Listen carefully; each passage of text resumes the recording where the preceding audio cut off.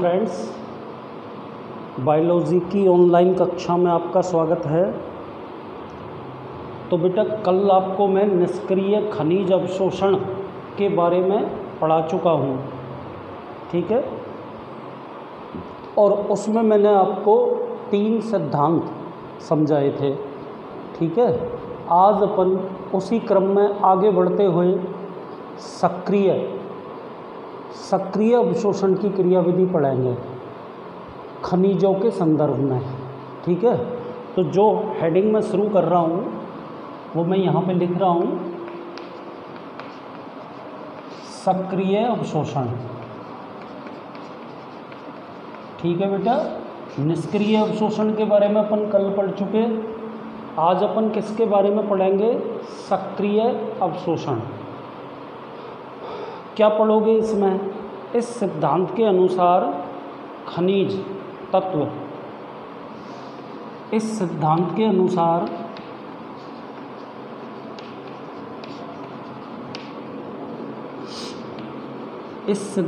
अनुसार खनिज तत्व अपनी सांद्रता प्रवणता के विरुद्ध, खनिज तत्व सांद्रता प्रवणता के विरुद्ध गमन करते हैं।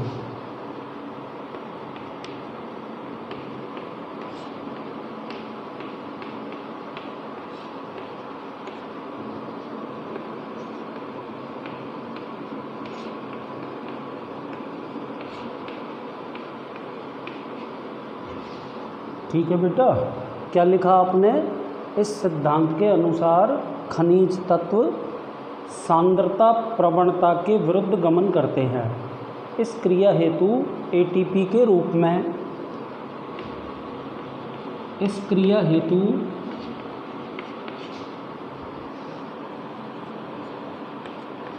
एटीपी के रूप में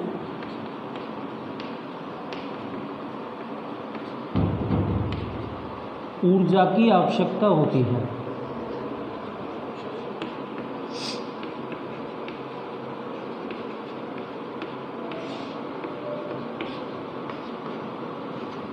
एटीपी के रूप में ऊर्जा की आवश्यकता होती है। सक्रिय अवशोषण के पक्ष में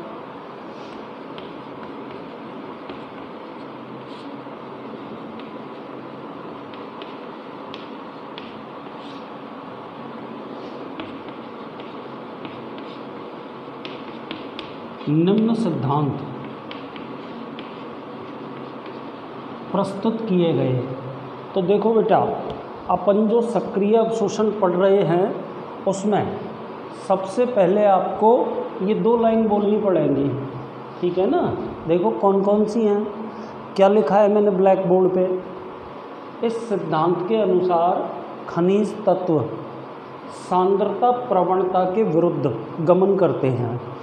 और एक दूसरी बात आपने ये बोली है बेटा कि सक्रिय अवशोषण हेतु एटीपी के रूप में ऊर्जा की आवश्यकता पड़ती है। अब बेटा, सक्रिय अवशोषण की क्रिया को समझाने हेतु सिद्धांत प्रस्तुत किए गए, है ना।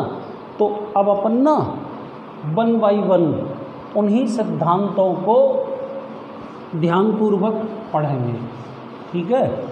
तो सबसे पहला सिद्धांत अपन कौन सा पढ़ रहे हैं बेटा? वाहक संकल्पना सिद्धांत। क्या नाम है बेटा सिद्धांत का? वाहक संकल्पना सिद्धांत, ठीक है। और इसमें अपन को क्या पढ़ना पड़ेगा? इस सिद्धांत के अनुसार कोशिका झिल्ली की सतह पर उपस्थित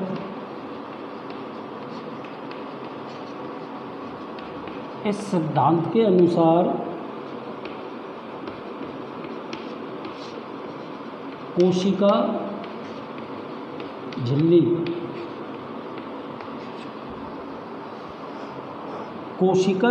की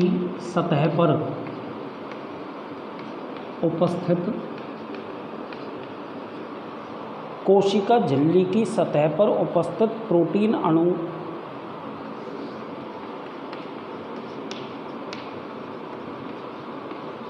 वाहक का कार्य करते हैं।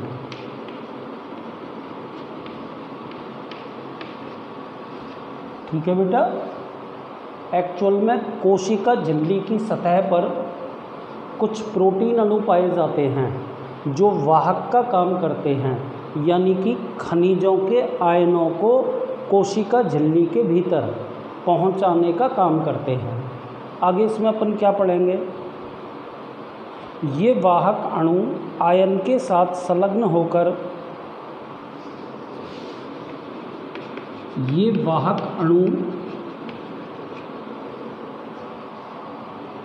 आयन के साथ संलग्न होकर सम्मिश्र बनाते हैं बेटा। क्या बनाते हैं? सम्मिश्र। और उसको अपन क्या बोलेंगे? वाहक आयन सम्मिश्र बनाते हैं। वाहक आयन सम्मिश्र बनाते हैं जो झिल्ली के दूसरी तरफ जाकर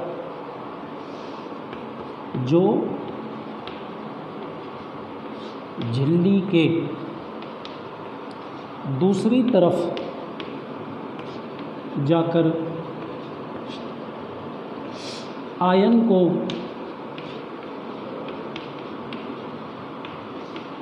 मुक्त कर देता है। ठीक है बेटा, तो वाहक संकल्पना सिद्धांत की प्रक्रिया को अपन समीकरणों द्वारा व्यक्त कर सकते हैं। जैसे मैंने लिखा, सबसे पहले लिख दिया मैंने वाहक, ये बेटा एटीपी से कार्य करके सक्रियित वाहक बन जाता है, मतलब एक्टिवेट हो गया क्या? वाहक। इसके बाद ये सक्रियित वाहक आयन से, हिंदी में लिख देता हूँ, आयन्स से जुड़ता है। ठीक है, परिणाम स्वरूप क्या बनता है बेटा? वाहक आयन सम्मिश्र ये निर्मित हो जाता है।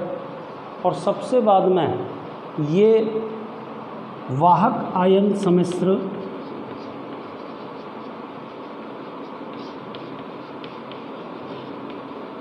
आयन को कोशिका झिल्ली के दूसरी ओर ले जाता है, तो खुद वाहक तो निष्क्रिय हो जाता है। ठीक है, तथा आयन को कोशिका झिल्ली के दूसरी ओर मुक्त कर दिया जाता है। तो ये पूरी प्रोसेस हो गई बेटा, किसके अंतर्गत? वाहक संकल्पना सिद्धांत के अंतर्गत। सक्रिय अवशोषण, उसके अंतर्गत ये पहला सिद्धांत है बेटा। और क्या पढ़ा है इसमें अपन ने? एक बार दोबारा से आप सुन लीजिए। देखो, इस सिद्धांत के अनुसार कोशिका झिल्ली की सतह पर, इस सिद्धांत के अनुसार कोशिका झिल्ली की सतह पर उपस्थित प्रोटीन अणु वाहक का कार्य करते हैं। ठीक है बेटा, ये वाहक आयन्स के साथ मिलकर वाहक आयन सम्मिश्र बनाते हैं।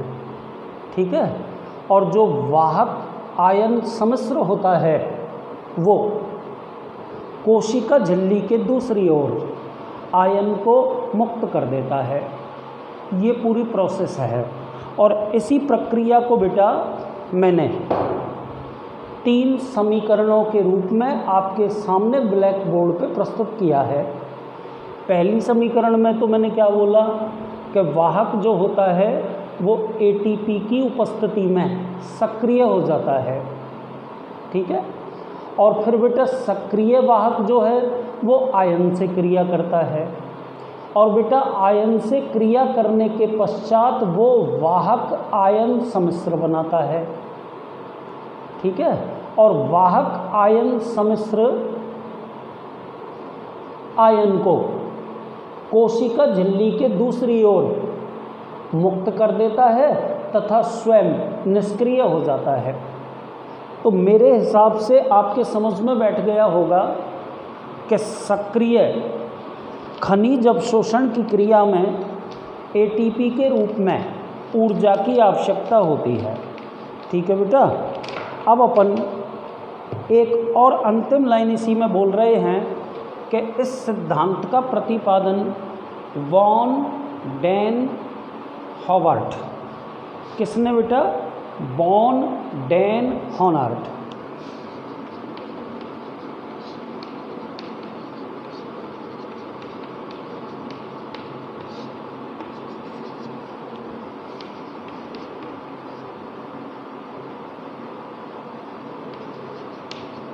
नामक वैज्ञानिक ने इस सिद्धांत का प्रतिपादन किया।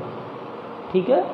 तो ये पूरी कहानी आपके समझ में आ गई होगी कि वाहक जो कि कोशिका झिल्ली की सतह पर उपस्थित है एटीपी से क्रिया करके सक्रिय हो जाता है। और बेटा सक्रिय वाहक आयन से मिलकर आयन वाहक सम्मिश्र या वाहक आयन सम्मिश्र बनाता है। और फिर बेटा ये सम्मिश्र जो बना ना, इससे वो वाहक अलग हो जाता है और आयन कोशिका झिल्ली के दूसरी ओर मुक्त कर दिया जाता है।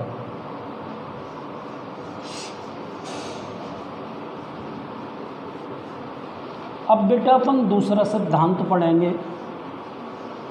ठीक है ना। तो ज़रा ध्यान से सुनना, सरल ही है। आयन पंप या साइटोक्रोम पंप।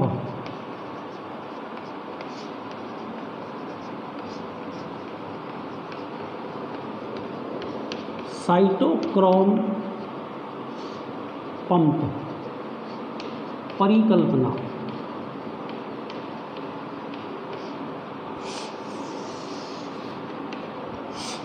ये अपना हेडिंग नंबर दूसरा है, सक्रिय अवशोषण का। यह सिद्धांत लुंडेगार्थ व बर्स्ट्रोम ने प्रस्तुत किया।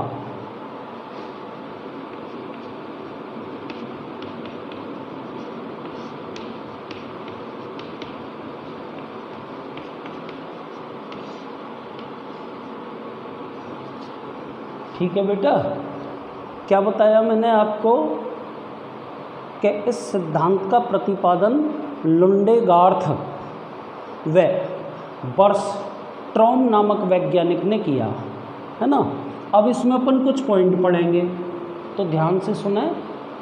इस सिद्धांत के अनुसार पादपों की श्वसन दर का इस सिद्धांत के अनुसार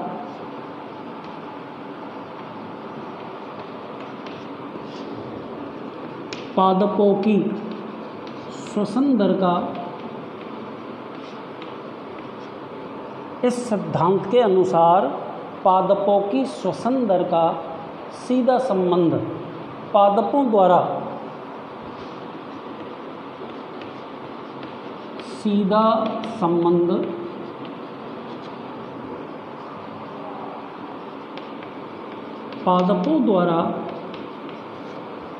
पादपों द्वारा अवशोषित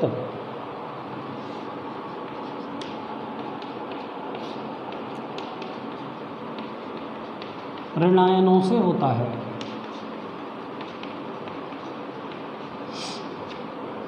तो ये तो बेटा मैंने पहला पॉइंट लिख दिया। क्या लिखा मैंने इस पॉइंट में कि इस सिद्धांत के अनुसार पादपों की श्वसन दर का सीधा संबंध पादपों द्वारा अवशोषित ऋणायनों से होता है। पॉइंट नंबर दूसरे पर आइए। साइटोक्रोम पंप शब्द को याद रखना पड़ेगा। साइटोक्रोम पंप ऋणायनों को अवरोधक झिल्ली की बाह्य सतह से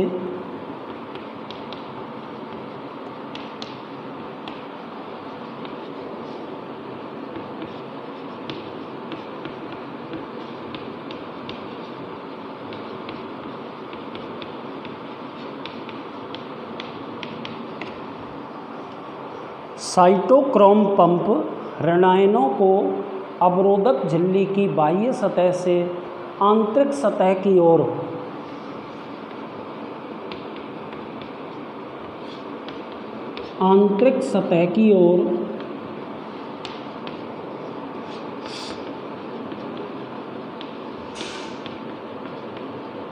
स्थानांतरित करते हैं। ठीक है। एंड तीसरा और अंतिम पॉइंट बेटा लास्ट, अवरोधक झिल्ली की बाह्य सतह से आंतरिक सतह की ओर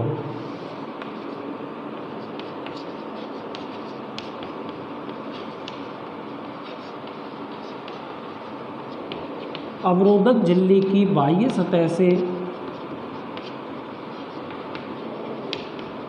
आंतरिक सतह की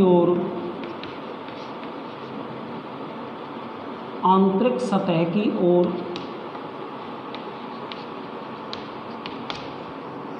धनायनों का प्रवाह सामान्य विसरण द्वारा होता है।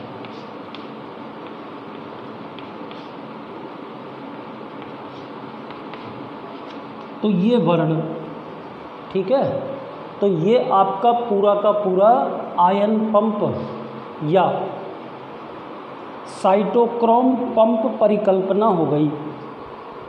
सुन लिया आपने। अब इस परिकल्पना के अंतर्गत आपने क्या पढ़ा, एक बार ध्यानपूर्वक सुन लें। देखिए बेटा, बोर्ड पे लिखा हुआ है आयन पंप या साइटोक्रोम पंप परिकल्पना। सबसे पहले तो आपको ये बताना है कि यह परिकल्पना लुंडेगार्थ व बर्स्ट्रॉम नामक वैज्ञानिकों ने प्रस्तुत की थी। आगे चलिए, इस परिकल्पना को मैंने 3 बिंदुओं के अंतर्गत विभक्त कर दिया है ना। तो देखिए, पहला पॉइंट, इस सिद्धांत के अनुसार पादपों की श्वसन दर का सीधा संबंध पादपों द्वारा अवशोषित ऋणायनों से होता है। दूसरे पॉइंट पर आ जाइए, साइटोक्रोम पंप ऋणायनों को अवरोधक झिल्ली की बाह्य सतह से आंतरिक सतह की ओर स्थानांतरित करता है। कौन करता है बेटा? Cytochrome pump. इसी प्रकार बेटा, अवरोधक झिल्ली की बाह्य सतह से आंतरिक सतह की ओर धनायनों का गमन, धनायनों का प्रवाह विसरण की क्रिया के द्वारा संपन्न होता है। ठीक है भाई साहब, तो ये आपको पूरा का पूरा लिखना पड़ेगा। एक चीज़ और आपको मैं इसमें बता देता हूँ, जो अपन ने सेकंड और थर्ड पॉइंट के अंतर्गत लिखा है उसी को मैं व्यक्त कर रहा हूँ। देखो, यहाँ तो लिख दिया मैंने बाह्य सतह, यहाँ बीच में लिख दी मैंने अवरोधक झिल्ली, और यहाँ लास्ट में मैंने लिख दिया आंतरिक सतह। ठीक है, तो आप देखें कि जो ऋणायन होते हैं वो साइटोक्रोम पंप द्वारा अवरोधक झिल्ली के दूसरी ओर अवरोधक झिल्ली के आंतरिक सतह पर पहुंचते हैं। किसके द्वारा? याद रखना पड़ेगा, साइटोक्रोम पंप के द्वारा। और दूसरी बात क्या पढ़ेंगे बेटा, कि जो धनायन होते हैं वो निष्क्रिय प्रवाह या विसरण द्वारा, लिख देता हूँ, विसरण या निष्क्रिय प्रवाह द्वारा अवरोधक झिल्ली के दूसरी ओर गमन कर सकते हैं। ठीक है बेटा, तो इस तरह खनिज लवणों के सक्रिय अवशोषण की 2 क्रिया विधियाँ आपने ख़त्म कर ली। अब मैं तीसरी और अंतिम विधि के बारे में आपको बता रहा हूँ, वैद्युत रासायनिक प्रवणता की संकल्पना।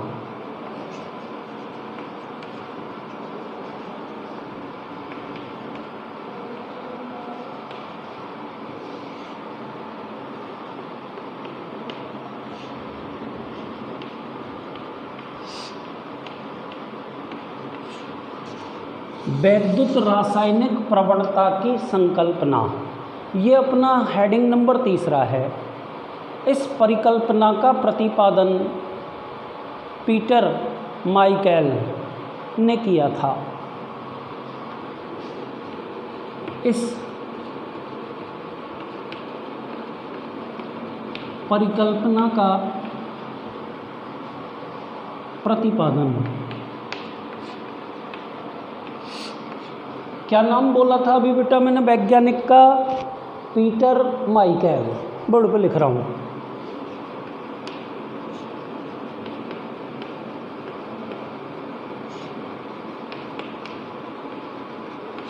याद रखना पड़ेगा बेटा, पीटर माइकल। ठीक है, आगे चलिए। इस सिद्धांत के अनुसार अवरोधक झिल्ली की, इस सिद्धांत के अनुसार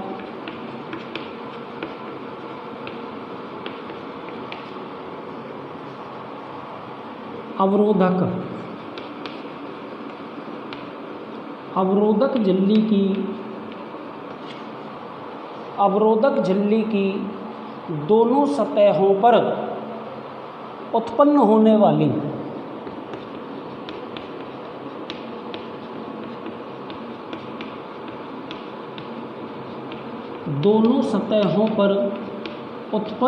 वाली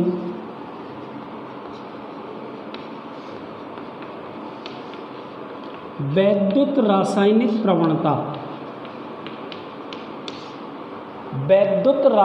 प्रवणता के कारण ऋणायनों का स्थानांतरण होता है।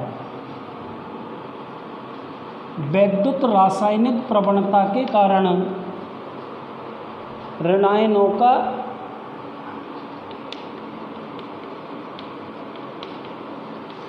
स्थानांतरण होता है। ठीक है बेटा, तो ये इसकी सबसे प्रमुख लाइन हो गई। इस क्रिया में एटीपीएज एंजाइम की मुख्य भूमिका होती है। लास्ट लाइन, इस क्रिया में कौन सा एंजाइम? एटीपीएज एंजाइम की मुख्य भूमिका होती है।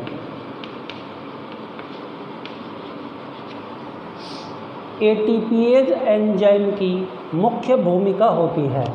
तो बेटा देखो, इस प्रकार ये अपन ने सक्रिय अवशोषण की क्रियाविधि का तीसरा और अंतिम सिद्धांत खत्म कर दिया। क्या पढ़ा आपने इस सिद्धांत में, वो एक बार आपके सामने मैं दोबारा रिपीट कर रहा हूँ। देखिए, सिद्धांत का नाम क्या है? वैद्युत रासायनिक प्रवणता की संकल्पना। इस परिकल्पना का प्रतिपादन कौन से वैज्ञानिक ने किया? पीटर माइकल, लिखा है बोर्ड पे। इस सिद्धांत के अनुसार अवरोधक झिल्ली की दोनों सतहों पर उत्पन्न होने वाली वैद्युत रासायनिक प्रवणता के कारण ऋणायनों का गमन होता है। ठीक है ना, देखो, ऋणायनों का स्थानांतरण होता है। ठीक है, आगे आपने क्या लिखा? इस क्रिया में एटीपीएज एंजाइम की मुख्य आवश्यकता होती है। तो बेटा देखो, पिछले वीडियो में तो मैंने आपको खनिज लवणों के अवशोषण की निष्क्रिय क्रियाविधि के तीनों परिकल्पनाओं के बारे में बता दिया था। और बेटा आज के इस वीडियो में आपको मैंने खनिजों के अवशोषण की सक्रिय क्रियाविधि की तीनों परिकल्पनाओं को बता दिया। ठीक है बेटा, तो आप ना इन परिकल्पनाओं को सीट में से देख के ध्यानपूर्वक याद करें, आ सकती हैं पेपर में। एक और बात गौर करना, क्योंकि मैं जब टेस्ट लेता हूं तो इस चीज़ को मैं गौर करता हूं कि बच्चों से जल अवशोषण के बारे में क्रियाविधि या सिद्धांत पूछे जाएं और वो खनिज लवणों के अवशोषण की बात कर दें, तो आपको क्वेश्चन ध्यान से पढ़ना पड़ेगा। और बेटा कल आपका ये पाठ बिल्कुल ख़त्म हो जाएगा। ठीक है, धन्यवाद।